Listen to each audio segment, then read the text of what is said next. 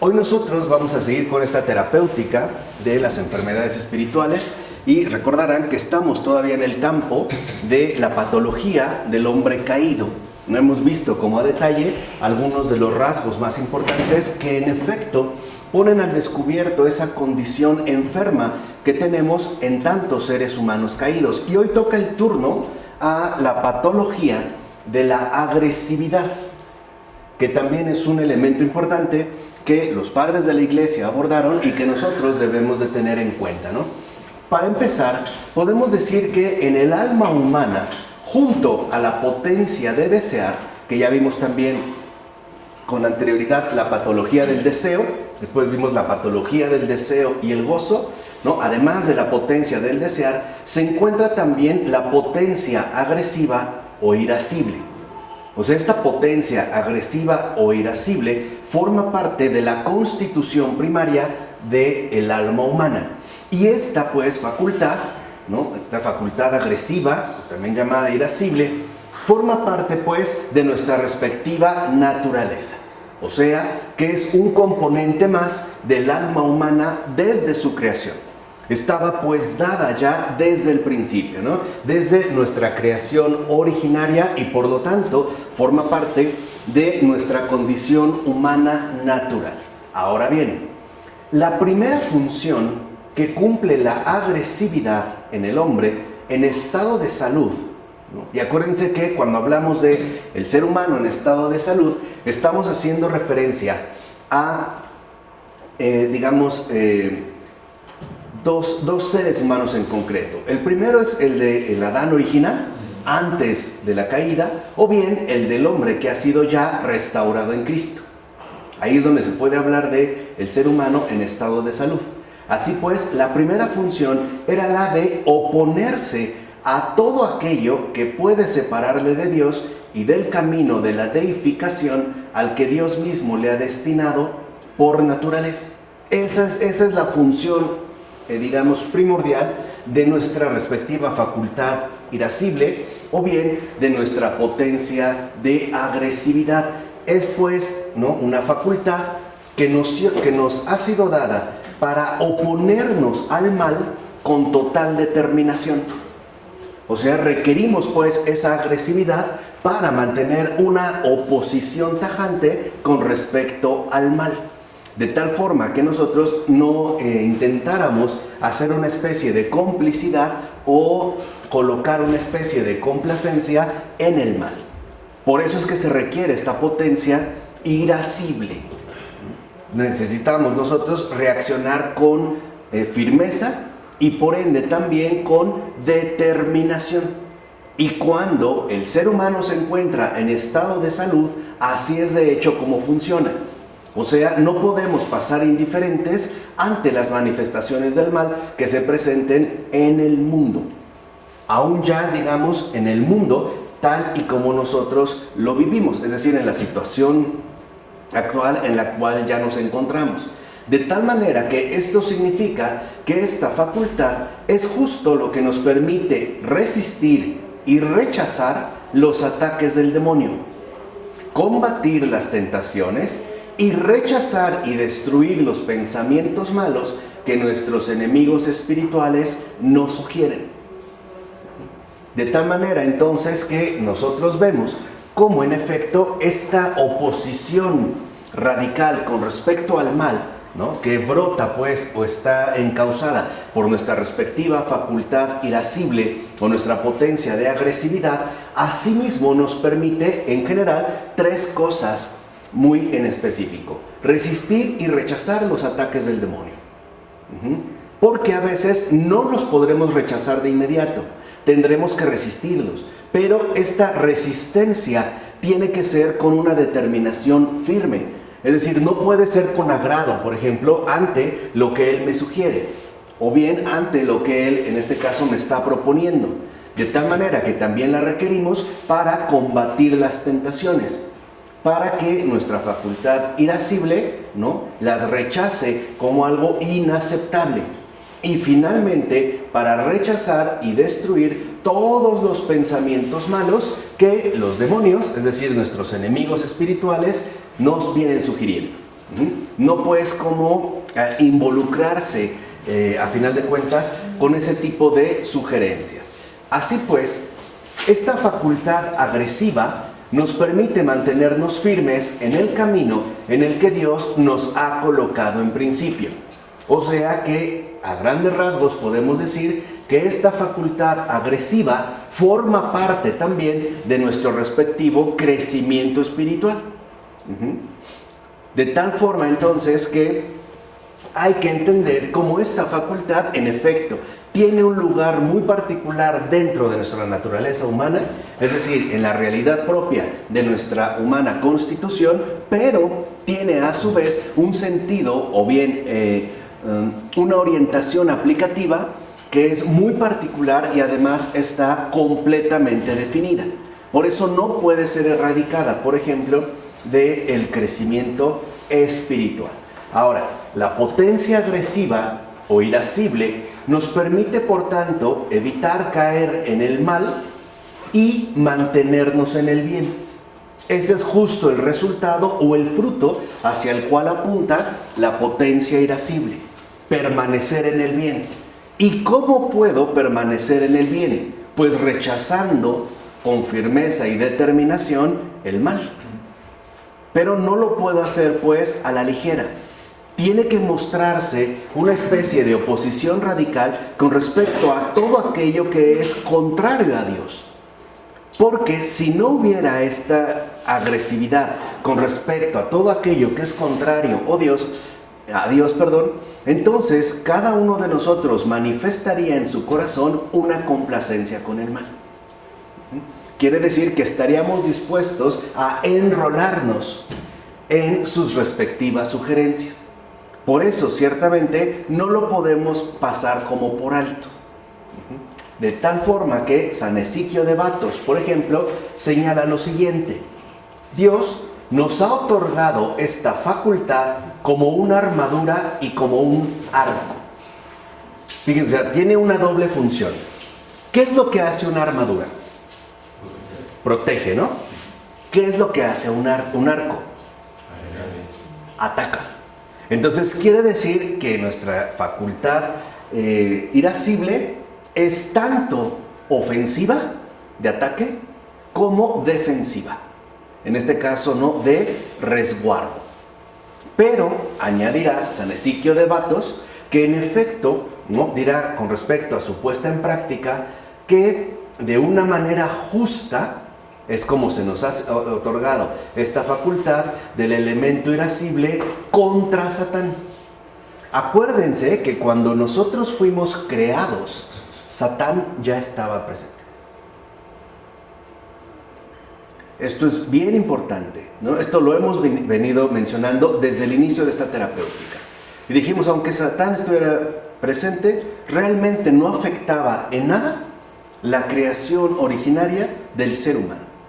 Siempre y cuando Adán, recuerden que se dice Adán, ¿no? Nosotros lo traducimos por Adán y lo entendemos en sentido estrictamente masculino, pero en realidad la palabra es Adam, en griego es Adam, y Adam significa ser humano. De hecho, Adam significa varón y varona. Adam, cuando se habla de Adam, significa varón y varona. Es como el Génesis menciona, ¿no? Hombre y mujer los creó. Adán. Por eso hablamos, ¿no?, en este sentido pleno. Entonces, nuestra facultad agresiva, nuestra potencia irascible, se nos dio para usarla contra Satán. Porque acuérdense que él ya andaba por ahí. ¿De acuerdo? Cuando nosotros surgimos, ya había caído Lucifer. Es decir, ya había pues, ¿no?, surgido en este caso Satán. Ahora, por su parte, San Gregorio de Niza explica que en cuanto a la agresividad, a la ira y el odio, es necesario que estas potencias vigilen a la puerta como perros guardianes, con el único objetivo de resistir al pecado. Y ahí está entonces como, en términos prácticos, su definición más destacada. La agresividad, la ira y el odio, que forman parte de nuestra constitución natural, tienen que estar aplicadas para mostrar una radical oposición al pecado, rechazarla con determinación, con molestia por lo que sugiere y por lo tanto con un total repudio. Y añade San Gregorio de Niza, que utilicen pues su fuerza natural contra el ladrón, contra el enemigo que se desliza dentro para procurar la pérdida del tesoro divino, que viene para robar, viene a matar y a destruir. Entonces, justamente nuestra potencia agresiva está dirigida contra Satán, porque es Satán el que viene a robar, el que viene a matar y el que finalmente viene a destruir. Es decir, el que se va a oponer de manera radical a la obra de Dios. Y es justo a esta, digamos, contracreación, ¿no? Como lo habíamos visto ya con Fabrice Ayash cuando abordamos la fe de los demonios, es justo contra esta contracreación contra la que dirigimos la agresividad, la ira y el odio. Ahora, los padres señalarán que la naturaleza de la potencia irascible del alma es combatir a los demonios. Hacia ellos precisamente se deben dirigir. Dirán, ese es el uso que debemos hacer de la parte agresiva para combatir a Satán con odio y repudio y para destruir los malos pensamientos que los demonios nos sugieren. Entonces veamos cómo de entrada, aún antes de la caída, ¿no? Hablando de el ser humano ya en una salud recuperada, que puede ser en el estado paradisiaco, o bien en el ser humano que ha sido restaurado por Cristo, estos dos elementos no desaparecen. Por un lado, el hecho de ese combate permanente con Satán, pero no puede ser un combate a la ligera. Tiene que ser un combate absolutamente basado en un rechazo total, lo cual involucra dentro de nuestra constitución natural del alma el odio y el repudio. Y por otra parte, para destruir los malos pensamientos que los demonios nos sugieren. ¿Esto cómo lo podemos ver? Por ejemplo, cuando nuestros enemigos espirituales nos sugieren un mal pensamiento, ¿cómo es la reacción que tenemos? O sea, nos sentimos de alguna manera identificados, incluso como satisfechos con la sugerencia dada, o bien reacciono con indiferencia, o bien reacciono con agresividad. O sea, rechazando completamente las sugerencias que los demonios están queriendo infiltrar en mi alma, ¿no? Eso es lo que vemos, cómo andaríamos pues en el caso del estado de salud. Por ejemplo, que una persona te dijera que vayan a hacer un robo y van a obtener una ganancia millonaria. ¿Cómo reacciones? Si en principio lo ves como la gran oportunidad de tu vida, ahí se ve, ¿no? Digamos, el hundimiento de enfermedad en el que te encuentras. Si lo tomas con indiferencia de, pues no me importa, de X y Y, estás como anestesiado en el combate, no estás combatiendo. Pero si tu reacción primera es con agresividad, es decir, muestras odio y repudio a esa sugerencia, entonces quiere decir que tu salud va en un buen camino de recuperación. Por tanto, utilizando conforme a su naturaleza esta facultad, el hombre espiritual se mantiene en unión con Dios. Justo lo que se repudia es todo aquello que pretende atentar o bien anular esta unión. Y reaccionamos justamente con fuerza, ¿no? Por eso, dicho sea de paso, el pacifismo, aunque teóricamente puede ser sostenible, en la práctica es insostenible.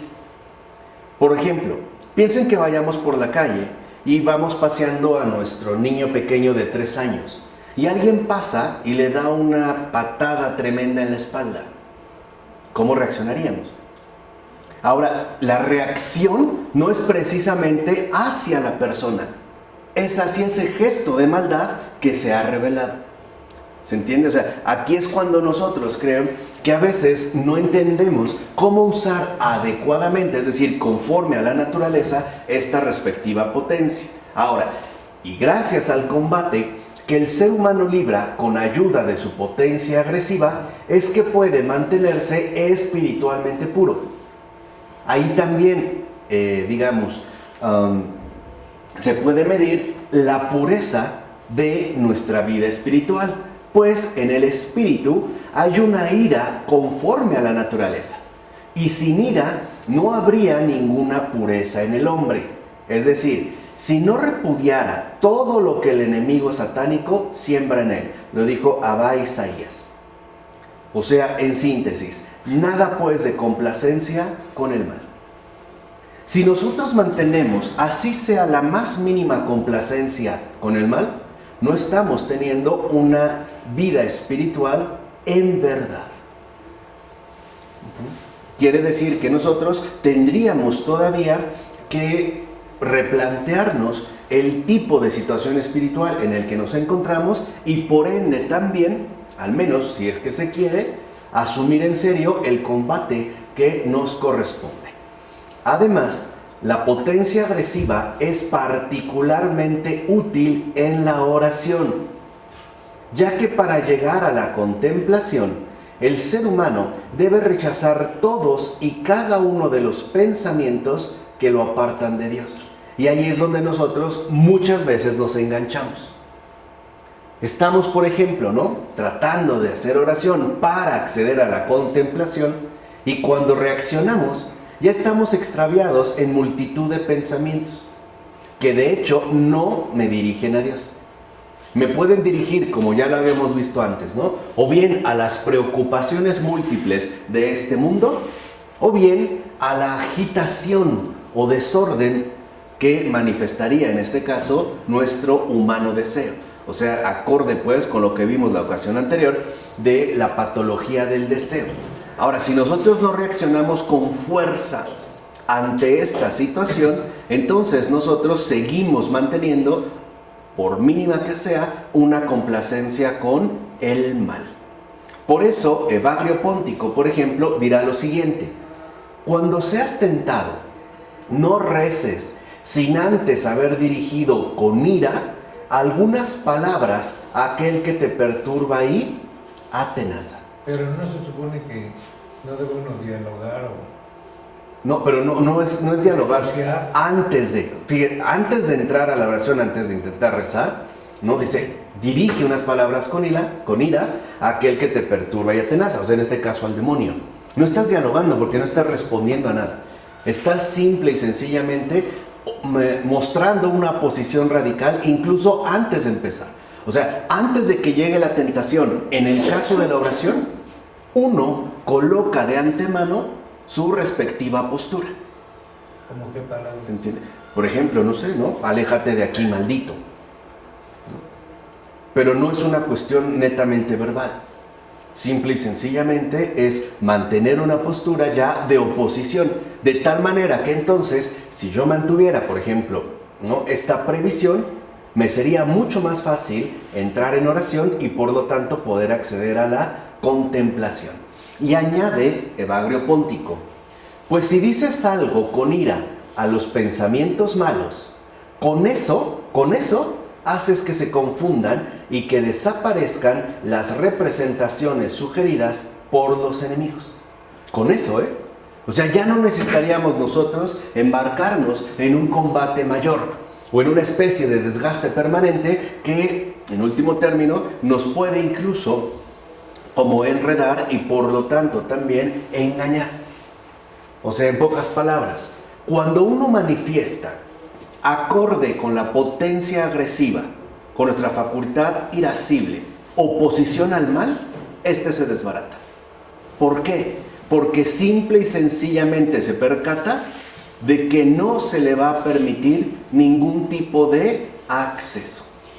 Y eso es muy importante de tener en cuenta. Desde antes de.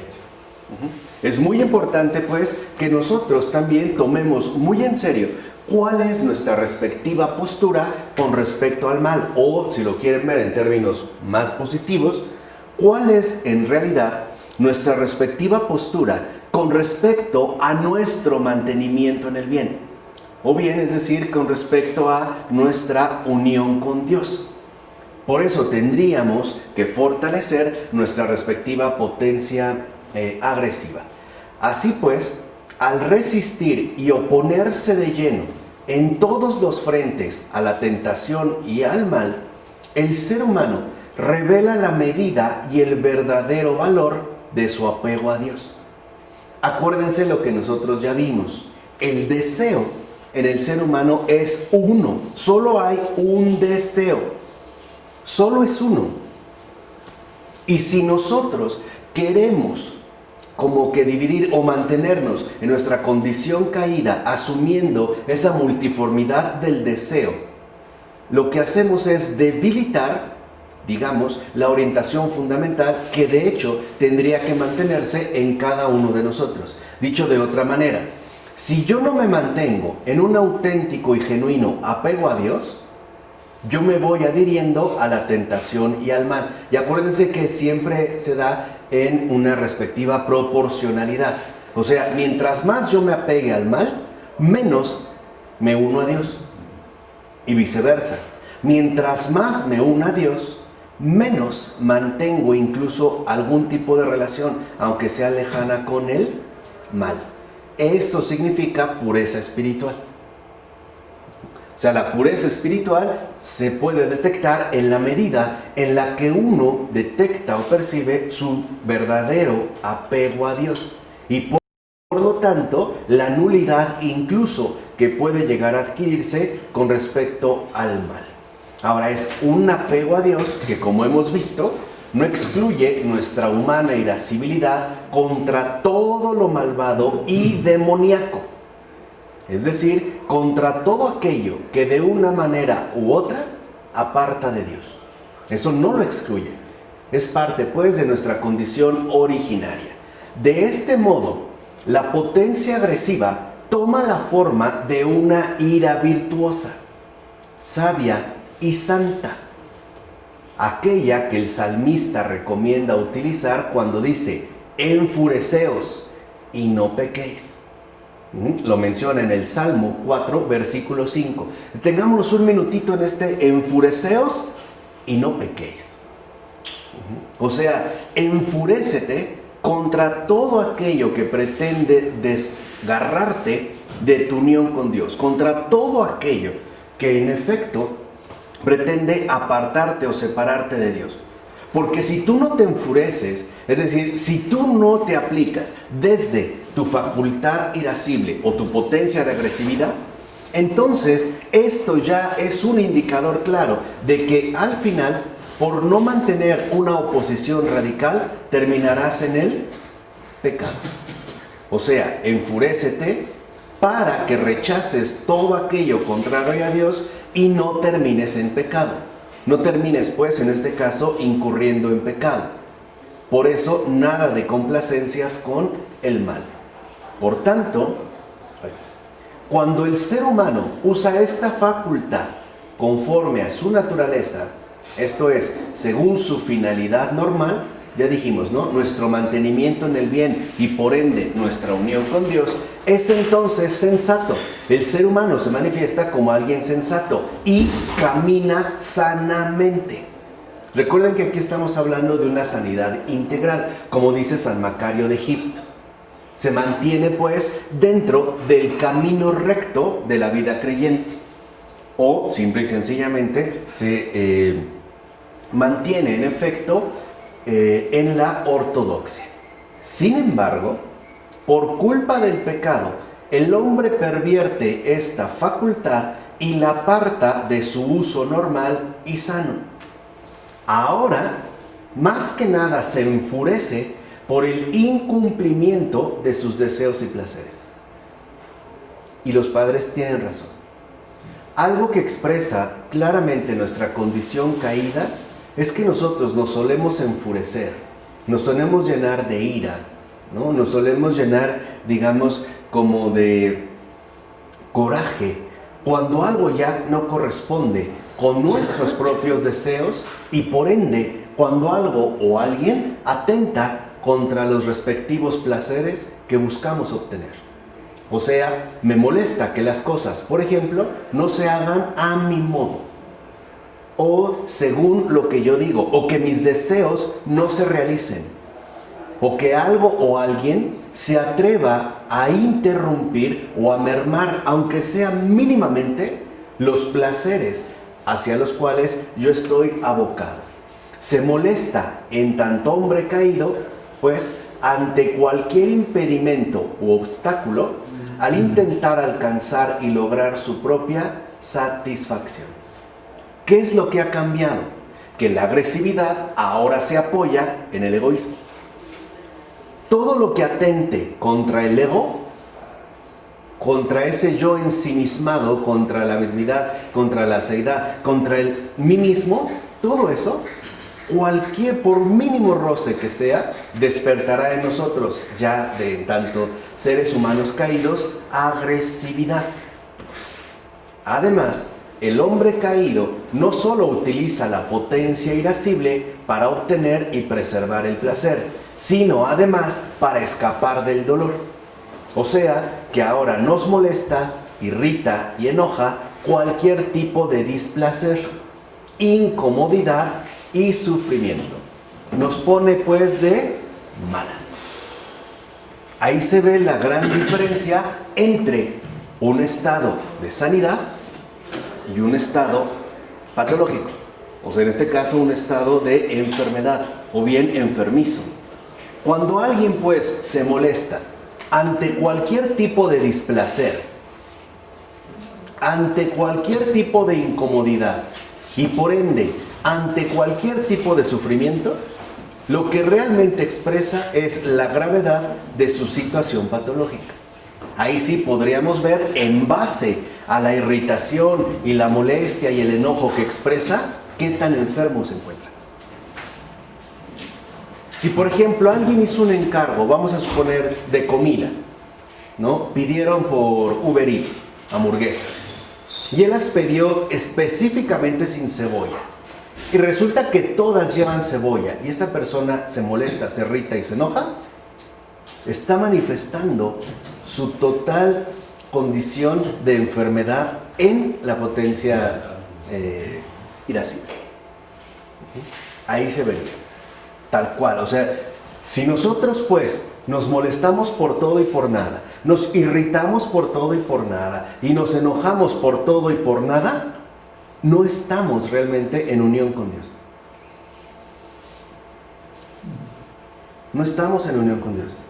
Porque justamente nos mantenemos más bien enroscados, entrampados en nosotros mismos. O sea que en realidad lo único que manifestaríamos es que somos una condición anormal, egoísta. Que es justamente lo que dijimos, el trastorno fundamental, radical, ¿no? Que perturbó todas nuestras dimensiones humanas y que a grandes rasgos llamamos pecado. Ahora, lo cual, fíjense, aquí va quedando claro, ¿seguros? Lo cual va a dar pie a una segunda forma de perversión de la potencia irascible. Esa es la primera forma, la que nosotros hemos descrito. Pero esto va a dar pie a una segunda forma, que de hecho es sobre todo la que más daño nos provoca. En efecto, al dejar ya de combatir a los demonios y sus tentaciones, puesto que ahora consiente a sus sugestiones y cumple por tanto sus indicaciones, el hombre caído vuelve ahora contra sus semejantes toda su ira y agresividad. Ahora los malos son los otros. Mi vecino, mis padres, mi esposa, mi esposo, mis hijas, mis hijos, mis primos, mis primas, mis abuelos. Ahora toda esa agresividad la vamos a enfocar directamente pues hacia el prójimo. ¿Y esto qué va a traer consigo? La instauración de una zona de conflicto permanente. O sea, ahora en lugar de haber un lazo de caridad, hay un lazo de odio mutuo. Porque esto nos lleva, a final de cuentas, a odiarnos unos a otros. De hecho, es esta segunda forma la que está en la raíz de toda forma de guerra. Es justo, digamos, la concreción de esta segunda forma de la perversión de la potencia irascible.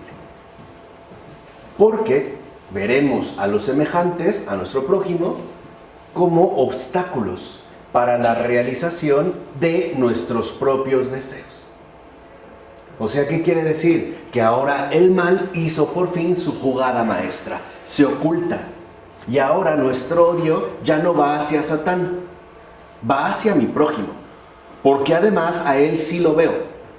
Y lo más particular, a él sí lo tengo al alcance, al grado de que a un semejante mío sí lo puedo matar. Hacia allá va a conducirnos finalmente, ¿no? Piensa en un asalto contemporáneo. La persona quiere las pertenencias que tenemos, porque su propio deseo no es precisamente tener a lo mejor ese teléfono, es venderlo y adquirir otra cosa, a lo mejor droga. Y como nosotros nos oponemos, nos disparan y nos matan. Es decir, está en la raíz esta segunda forma de pervención de la potencia irascible del homicidio. Y por ende, les decía, del homicidio a gran escala, es decir, de la guerra. ¿Por qué entonces disparó y mató? Aun cuando pudiera parecer una tontería. Porque en efecto, en el hombre caído, cualquier obstáculo para la realización de los propios deseos tiene que ser aniquilado. Por eso veremos también una enorme forma de homicidios, de todo tipo. Desde para quedarme con la herencia hasta para que me deje de molestar. Piensen en esta señora que ya harta, ¿no? Y literalmente trastornada, además de su condición de ser humano caído, por el llanto de su bebé de 7 meses, le dio 40 puñaladas en la cabeza. ¿Por qué? Porque su deseo en ese momento era que se callara. Como no se calla, elimina justo ese obstáculo. Para que vean la gravedad, pues, que conlleva esta segunda forma de perversión. Pero también es cierto que se enoja con ellos, los demás, en la medida en que los asume como causas de sufrimiento, según el amor egoísta que se profesa a sí mismo. O sea, por su culpa, yo no he podido ser realmente feliz. El prójimo aparecerá entonces como la fuente primordial de todas mis desdichas, malestares y sufrimientos. Ahora quiere decir que nuestro enemigo, nosotros lo vemos como un enemigo en igual de condiciones que nosotros. En pocas palabras, nuestro enemigo ya no es el demonio, es mi prójimo, es mi semejante, sea quien sea. Piensen, ¿no?, en la actual situación en la que vivimos, donde a lo mejor hay que hacer una fila enorme para poder cargar combustible, alguien se mete, el otro se enoja y el que se metió sale y saca una pistola. Y ahí vemos, ¿no?, esta intensificación, pues, de la agresividad justo en orden a la perversión que hemos padecido, es decir, en nuestra condición de seres humanos caídos. Y al final, la perversión de la potencia agresiva da como resultado una lucha feroz entre y contra los seres humanos. Piensen en el panorama contemporáneo. ¿A poco en realidad necesitamos que un ejército nos bombardee para matarnos? Ya no. Ahora somos nosotros los que nos estamos matando unos a otros. ¿Cuántos homicidios no hay alrededor del mundo diariamente? Homicidios. Solo estoy hablando de homicidios. Diario. Hoy mueren por homicidios, por asesinatos, muchas más personas que las que murieron en los 2 conflictos bélicos del siglo XX, en la Primera y en la Segunda Guerra Mundial. La cifra es inmensamente mayor. Para que se den una idea, en los últimos 10 años han muerto por lo menos 4 veces más civiles que combatientes en los antiguos enfrentamientos bélicos de toda la historia de la humanidad. O sea, para que vean pues las dimensiones que está tomando. De hecho, a mí me parece que ese es como el motor fundamental de la Tercera Guerra Mundial, ¿no?, que ya una vez yo les había comentado, y que en efecto apunta a la aniquilación total. que nos terminemos convirtiendo en enemigos unos de otros. Piensen cuando a lo mejor, ¿no?, hubo un periodo, puede haber un periodo, donde la ciudad se satura de manifestantes. Y a lo mejor es a causa de esa manifestación que nosotros no podemos llegar al trabajo, que nos van a descontar, o que nos estresamos, que nos molestamos, y entonces empezamos ya no solo a maldecirlos y a ofenderlos con groserías, sino que incluso literalmente podemos llegar a experimentar deseos de matarlos. Ay, ¿por qué no se mueren estos inútiles? ¿Por qué no se van? O sea, si ellos no estuvieran, yo a final de cuentas podría vivir más cómodamente. No tendría por qué atravesar ni la más mínima contrariedad. O sea, no tendría por qué padecer el más mínimo displacer. Esto se puede ver reflejado en la conducta que manifestamos, por ejemplo, con los meseros, con los que nos llevan los alimentos. Si algo llevó y está mal, o sea, soy un demonio, pero disfrazado de oveja. O en este caso, ¿no?, me pongo la etiqueta de creyente, pero la realidad es que no, soy un demonio. Porque acuérdense que los demonios solo piensan en eso, en la destrucción, en la aniquilación. Y es justo lo que eso hacen entre ellos. Ya lo habíamos visto con Pavel Florensky. Entre ellos. Y es justo lo que quieren ahora que se asuma también en el mundo entero. A un nivel ya realmente preocupante, ¿no? O sea, algo grave. Por eso no es casual que si uno pone un poquito de atención a lo que ocurre en el mundo, claramente se puede ver que tiene un perfil demoníaco. En todos los sentidos, y no solo por la maldad que vemos, sino por las raíces que aquí de una u otra manera hemos intentado mostrar. Así pues, la lucha terrible, la aniquilación total, la violencia que escala los extremos, como nos enseñó René Girard en su momento, se desata entre nosotros. Ya no combatimos a los demonios, nos matamos entre nosotros.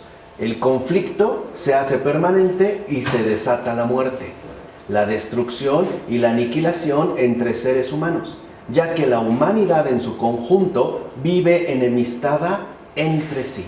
Hoy lo vemos también con los migrantes. Nos molestan. O los que nos piden, ¿no? O sea, hoy estamos como llenos de molestias, ¿no?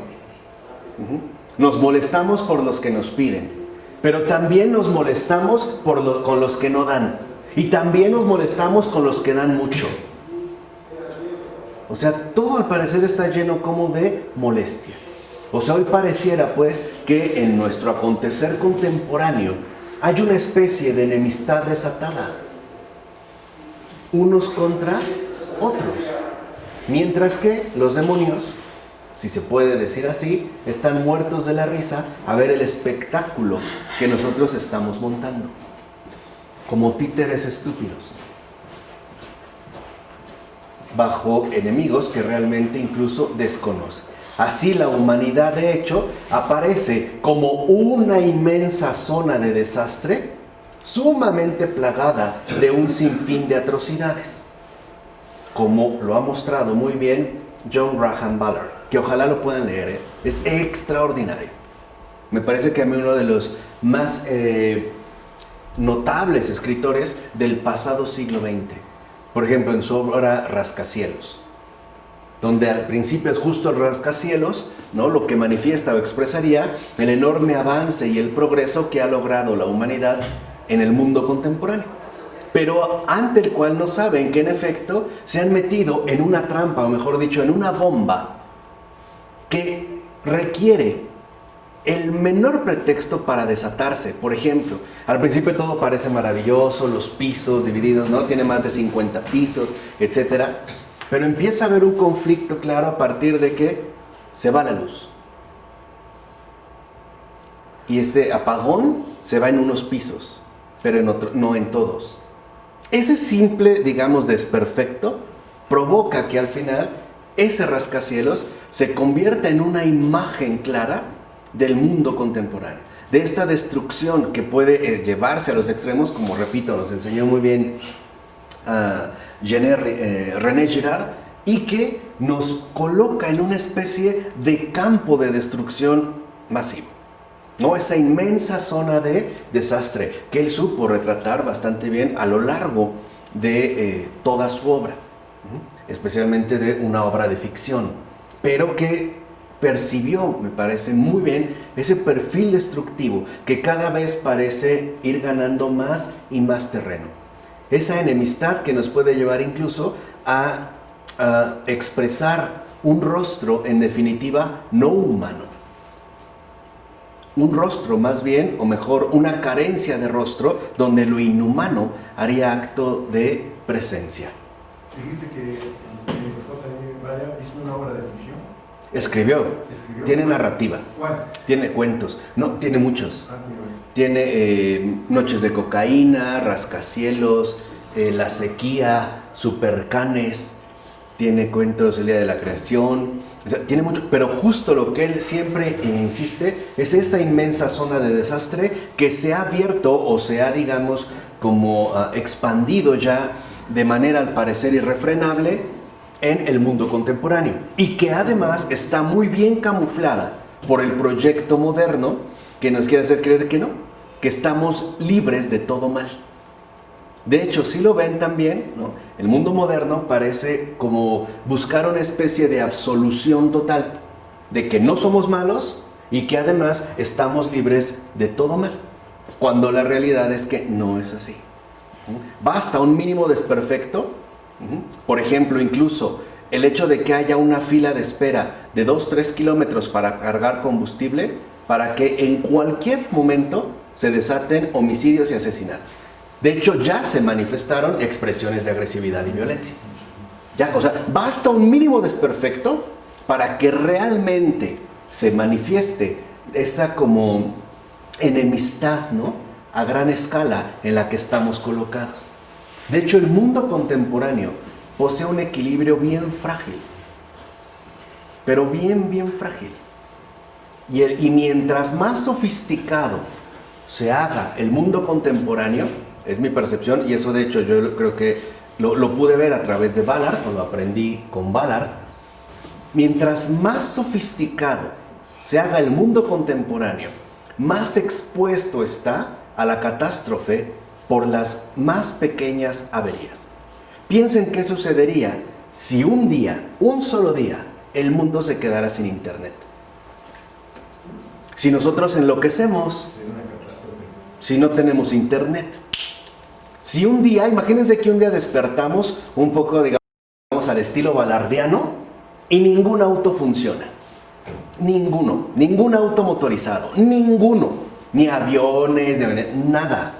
Y que no pudiéramos ni siquiera mover una sola rueda, una bicicleta, un scooter, nada. Nada más piensa qué pasaría. De ahí, o sea, esa es, creo, como la grandeza que nos ha venido a transmitir Ballard, ¿no? Desafortunadamente está como escaso, ¿no? No lo han reeditado, pero me parece que es un escritor que vale mucho la pena leer en serio. Bueno, en síntesis, entonces, la potencia irascible, y ahí es donde se manifiesta su radical perversión, se dirige por completo hacia el hermano. Ahora dijimos, ¿no? El verdadero enemigo es mi prójimo. Ese es al que tengo que aniquilar, ¿no? Dice San Juan Clímaco, ¿no? Lo va a constatar con dolor. Dice, la naturaleza ha impreso en nosotros los movimientos de la ira para que nos sirvamos de ella contra el demonio infernal, nuestro enemigo. Pero nosotros la usamos contra nuestros hermanos. La ira se torna ira contra el prójimo, agresividad contra el prójimo, lo cual nos hace odiar y despreciar al propio hermano, a la carne de nuestra carne y a los huesos de nuestros huesos. Esto manifiesta una conducta por completo antinatural, es decir, contraria a la razón, y por ende sumamente loca y trastornada. Pero más trastornada y loca aún es la utilización que el ser humano puede hacer de su potencia irascible contra Dios. También se puede llegar a ese extremo. Mientras esta facultad, como ya vimos al principio, estaba dada para unirnos a Él y para mantenernos en esa unión con Él, ahora se usa en sentido opuesto para evitar todo acercamiento a Él. Por eso, por ejemplo, la caridad en principio nos repugna, hasta nos molesta. Cuando alguien parece invitarnos al bien, hasta nos podemos llegar a sentir como ofendidos, ¿no? O molestos por lo que en este caso se me solicita. Por eso San Barzanufio señala lo siguiente: en lugar del odio, según Dios, que odia el mal, ¿acaso el diablo no sembró en nosotros el odio perverso que odia el bien y a Dios mismo? Hacia allá pues nosotros podemos llegar. Esto significa que el odio perverso nos presenta a Dios como lo malo, lo detestable, lo más odioso de todo. Y por eso además la potencia agresiva es arma de la injusticia que sirve al pecado y al mal. Para Satán, ¿no Dios es lo malo, lo detestable, lo más despreciable y odioso de todo? Y también nosotros, en este caso, pudiéramos seguir exactamente esa misma línea. Entonces, fíjense, señala San Barzanufio, mediante la potencia agresiva perversa, el deseo y la razón combaten y atacan a aquellos que intentan contrariar sus impulsos y codicias. Y sobre todo, a Dios mismo, que es la máxima contrariedad para la perversión de uno mismo. Por tanto, en lugar de ver a Dios como el único bien, lo miramos como malo, que es ya la locura extrema del hombre caído. ¿O de verdad nunca han tenido siquiera el pensamiento de que Dios es malo? A lo mejor por lo que he vivido o por lo que ha vivido alguien cerca de mí, e incluso aunque no tengan nada que ver conmigo, hay personas que a lo mejor están en sus casas cómodamente disfrutando un emparedado de roast beef con agua Perrier, fría por supuesto, con una rodaja de limón y bastante hielo al lado, viendo los noticieros. Y ven una imagen donde en los noticieros acaba de suceder un bombardeo en alguna ciudad. Pensemos Medio Oriente. Y aparecen niños. Incluso hay personas que piensan que si eso ocurre es porque Dios es malo. Fíjense, hasta allá podemos llegar. O sea, ya no solo es el otro, ni yo. Yo nunca soy malo. Yo soy bueno. Los demás son los malos. Pero podemos llegar al extremo, es decir, a la máxima contrariedad, o sea, al grado extremo de locura, al considerar de que es Dios justamente el malo. De que Él es malo. Y hay gente que lo expresa a veces en sus opiniones pseudointeligentes. A ver, si Dios es bueno, ¿por qué permite esto? O sea, lo que te está diciendo es, Dios es malo. ¿Por qué? Porque permite esto y aquello. Claro, nosotros siempre nos mantenemos al margen como una especie de espectadores neutrales, que somos capaces, ¿no? De expresar la situación en toda su complejidad. O sea, nosotros no nos involucramos. Pero sí se puede llegar al punto de sostener, pensar o considerar que Dios es malo y a mirarlo como malo. Y esto es justamente, ¿no? Como, digamos, el efecto más radical hacia el cual nos va a dirigir justo la patología de la agresividad o de nuestra facultad irascible. Por eso, si lo ven, y quedó claro, digamos, esta patología, en primer lugar, el odio y la ira forman parte de nuestra constitución normal y natural. Pero este odio y esta ira van únicamente contra el mal y en particular contra aquel que quiere propagar el mal, contra Satanás y por lo tanto contra nuestros enemigos no espirituales. Justo es a partir de esta determinación radical que asumimos para rechazar el mal, que nosotros manifestamos la unión con Dios que buscamos mantener, fortalecer o simple y sencillamente llevar a más. Pero a causa del pecado, esta facultad irascible se ha trastornado. Y ahora, en efecto, nosotros no la usamos para combatir el mal. La usamos para combatir a todo aquel que se oponga a lo que yo deseo. O sea, mis deseos y placeres. Hacia los demás, pues, es que se va a desatar la ira. Por ejemplo, desde el vecino que no me deja dormir porque le gusta la música muy fuerte, o mi vecino que siempre deja basura en la calle. Desde ahí dijimos, ¿no? Por eso mencionábamos a Balaam, hasta llegar al punto de que podemos llegar a considerar que Dios es malo. Y esta gravedad ya es justamente como uno de los efectos más nefastos y más profundos que trajo consigo el pecado. Esa visión radicalmente distorsionada y trastornada que es por completo demoníaca. Por eso pues nosotros no solo buscamos apartarnos del mal, sino rechazarlo. Porque si no, seríamos tan ridículos como una persona que buscara apartarse del mal por todos los medios, pero cuando tuviera la oportunidad, se enrolara fácilmente. Por ejemplo, una persona que buscara apartarse de la infidelidad, ¿no? Y no ve a ninguna otra persona, hombre o mujer, según la condición. Pero cuando tuviera la oportunidad, no lo duda. De inmediato se entrega. Por eso nosotros tendríamos que mantener una postura sumamente definida en oposición al mal. Es decir, en todo aquello que es contrario a Dios. Y en esa medida nosotros iremos pues creciendo espiritualmente hasta acceder a la pureza espiritual, que ya hace un momento les comenté en qué consiste. ¿De acuerdo? Ahora, con esto avanzamos a la patología de la libertad. La libertad es una de las propiedades esenciales de la naturaleza divina.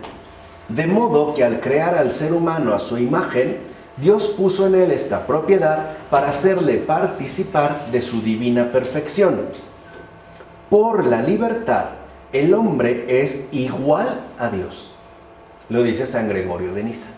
Fíjense que no es poca cosa. El hecho de que por la libertad nosotros, humanos, seamos iguales a Dios. Por la libertad.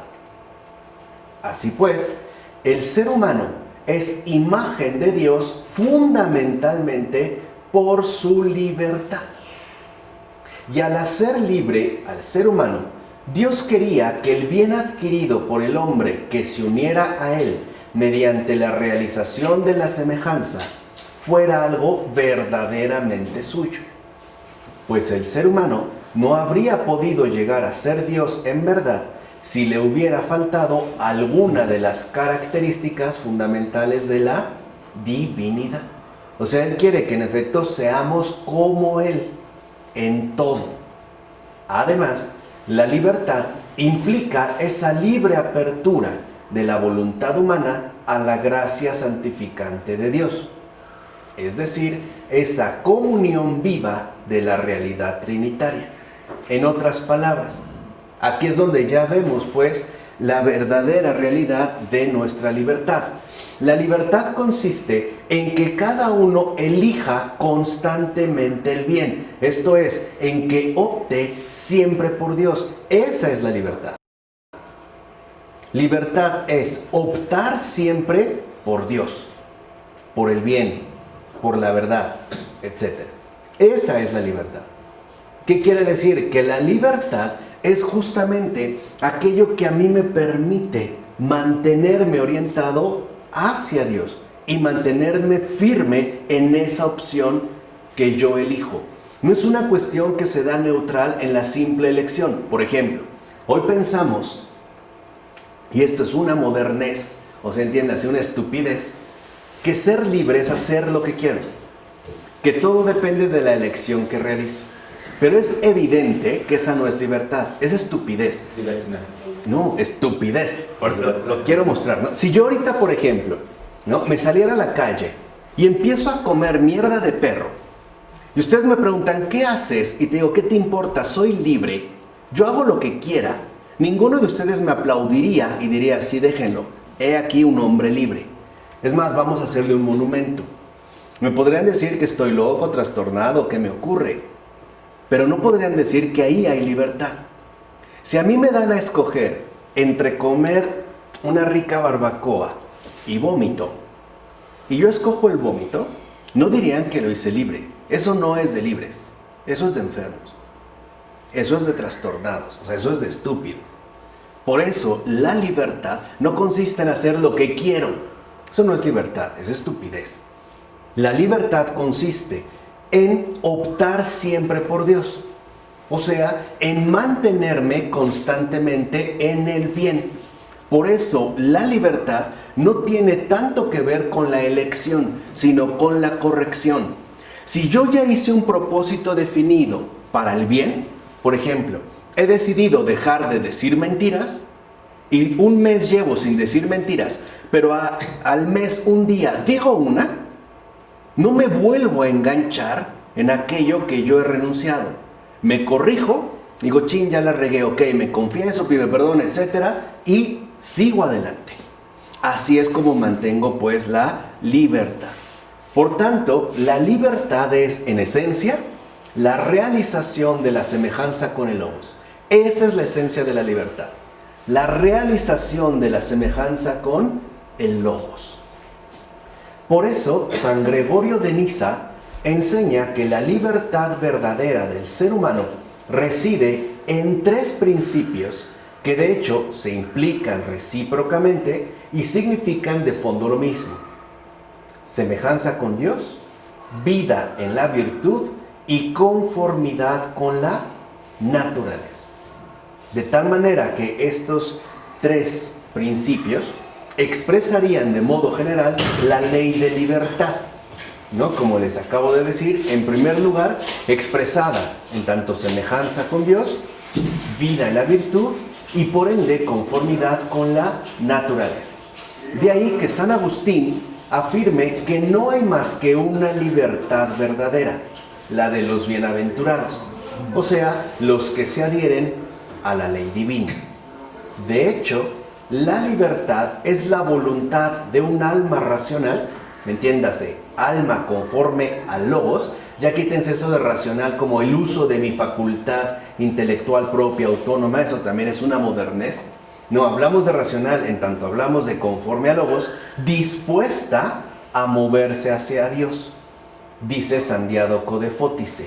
Y esta era, de hecho, la voluntad de Adán y Eva en el paraíso. Por eso Dios los hizo libres. Porque en el principio su libertad consistía en que la disposición que tenían era única y exclusivamente hacia Dios. Esa es justo, ¿no?, la voluntad que ambos tenían en el paraíso. Tal libertad sabe dónde está el bien y además quiere adherirse a él completamente. Por supuesto, rechazando absolutamente el mal, o sea, al demonio. Les repito y no se les olvide, cuando Adán y Eva aparecen en el paraíso, el demonio ya está por ahí. Por eso es que vemos como la libertad también embona bastante bien con nuestra natural facultad irascible. Por eso, por ejemplo, en el Deuteronomio, ¿no?, en el Shema Israel, si se dan cuenta, lo primero que dice, escucha Israel, ¿no? El Señor. Comienza afirmando que escucha, ¿no? El Señor, tu Dios, es el único Dios. Amarás al Señor. O sea, primero es saber dónde está. Y además, querer justamente adherirse a Él por completo. Lo cual no implicaba elección. Fíjense, esto es muy importante. No implicaba elección. ¿Cómo? La situación en la cual de hecho nosotros ya estamos insertos. No implica elección. Es decir, no examinaba varias posibilidades ni deliberaba entre el bien y el mal. Porque la deliberación se debe a la ignorancia. ¿Sí o no? Cuando yo digo que estoy confundido y no sé qué escoger o no sé qué hacer, es por ignorancia. Porque no se delibera cuando se sabe, a menos de que haya confusión. O sea, en pocas palabras, la deliberación, ¿qué será mejor, esto o aquello? Es más, lo hacemos otra vez en el caso de la comida. Ay, ¿qué estará mejor, esto o aquello? Pero es por ignorancia.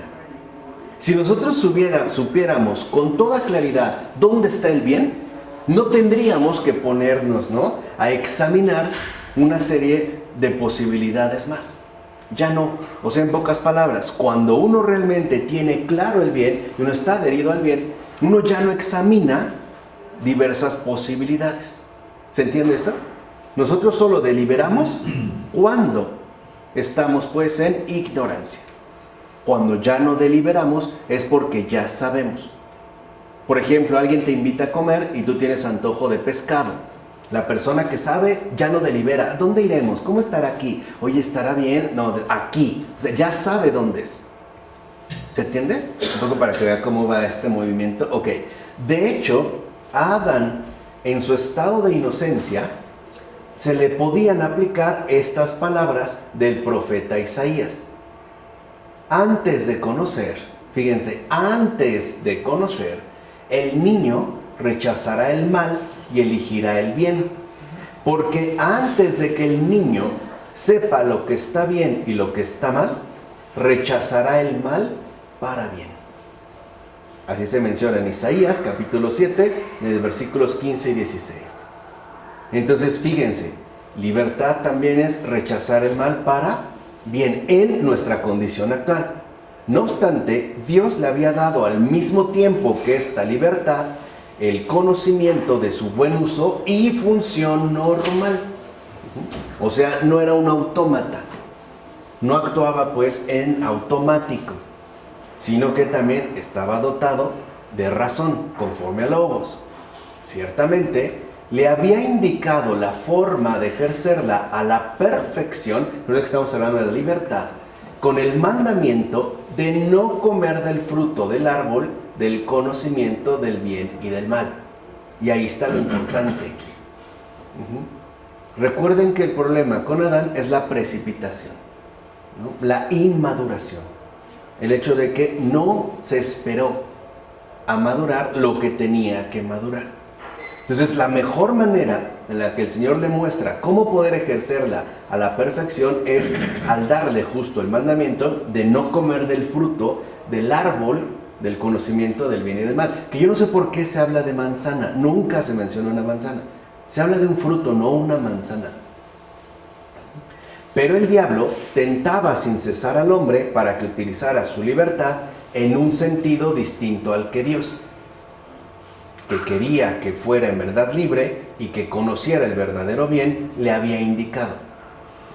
Ahí es donde entra justamente como esta distorsión.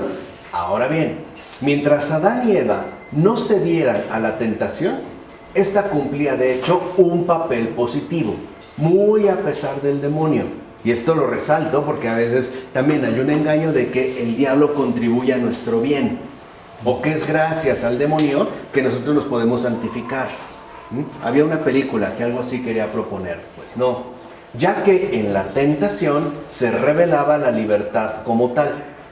La voluntad se ve como forzada a examen y demuestra en qué medida está pegada a Dios por la fuerza de rechazo con respecto a todo aquello que intenta alejarla de Él. O sea, de acuerdo pues con nuestra también potencia agresiva. No obstante, a pesar de todos los bienes que Dios le ofrecía, el ser humano cedió a la tentación diabólica y utilizó su libertad para apartarse de Dios. Es decir, para tomar parte en el mal que le sugería el diablo y para introducirlo tanto en él como en la demás creación. Acuérdense lo que ya habíamos dicho. No es que el demonio estuviera presente en la creación. El mal entró en la creación por nosotros y así lo sigue haciendo. Por eso les he insistido, si nosotros, por ejemplo, no nos determinamos, no nos concentramos en el bien, terminaremos siendo partícipes del mal. Es así como sigue llegando. El demonio no puede matar a una persona, nosotros sí podemos. Por eso lo va a hacer a través de nosotros. Es decir, como un instrumento, pues. Ciertamente, todos los padres insisten en el hecho de que el mal que hay tanto en el hombre como en el mundo es producto del uso perverso de la libertad humana. Todo el mal que hay en el propio ser humano como en el mundo es producto del uso perverso de la libertad humana. Y creo que esta última referencia es muy importante para entender mucho de lo que en el mundo contemporáneo está aconteciendo. Y que ojalá pudiéramos nosotros replantear el verdadero campo de batalla en el que nos encontramos. Porque no son los extranjeros, los migrantes, los burgueses, los adinerados, los pobres, los miserables, los sanos, los enfermos, los que realmente son nuestros enemigos, sino aquellos que están obstinados en nuestra respectiva perdición y también en la respectiva aniquilación entre nosotros.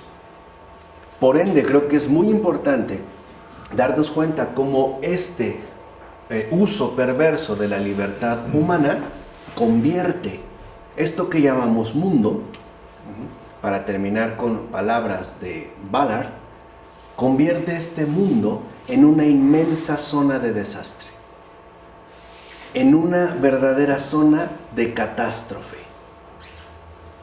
en una zona, pues, donde parece imperar la violencia, la destrucción y por tanto la muerte.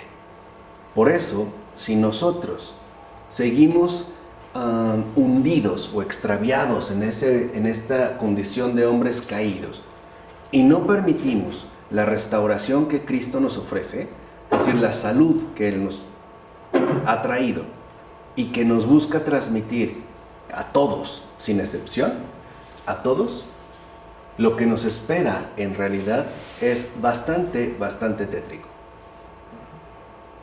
Y no solo a nivel general, también incluso a nivel personal.